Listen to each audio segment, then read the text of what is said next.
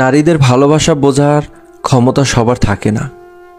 পুরুষের সামান্য ভালোবাসায় নারী আসক্ত হয়, কিন্তু নারীর গভীর ভালোবাসায় পুরুষ বিরক্ত হয়।